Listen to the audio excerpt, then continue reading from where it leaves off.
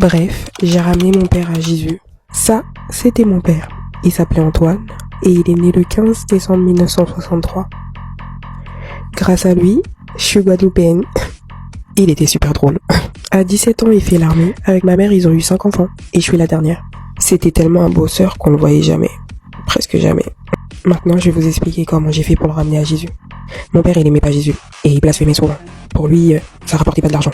Il aimait le rhum et il aimait aussi le PMU. Il était dans les jeux d'argent. Il était addict à ça. Et ça rapportait beaucoup de problèmes dans ma famille. Ça a créé en moi une rage. Et pas que en moi. En tout le monde, on était brisé. Sauf qu'un jour, mon Dieu a dit stop. Mon père était diabétique, mais ça s'est aggravé. Du coup, il s'est retrouvé sans jambes à cause d'une infection qu'il a eue. Et après ça, c'était le début de l'enfer. Il faisait que des allers-retours à l'hôpital.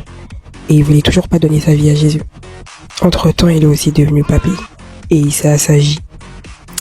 J'avais l'impression de voir Pharaon avec Dieu. Sauf que là, Dieu n'était pas prêt à lâcher l'affaire. Maintenant vient le 31 décembre 2023. La mort tente de venir le chercher. On le retrouve inconscient, on appelle les pompiers.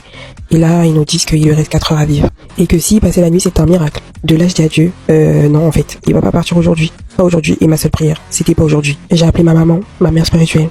Elle est venue, on a prié. On a prié. On a encore prié. Et il est revenu à lui. Après ça, il a enfin accepté. Il a donné sa vie à Jésus. Et on l'a baptisé. Après ça, le Seigneur a estimé que sa mission était finie. Du coup, ça s'est dégradé. J'ai oublié de préciser que c'était la meilleure décision de ma vie de lui avoir pardonné, parce que ça m'a libéré. Grave libéré. Bref, je l'ai accompagné jusqu'à sa mort. Je lui ai donné à manger, on l'a lavé, on s'est occupé de lui. Du mieux qu'on a pu.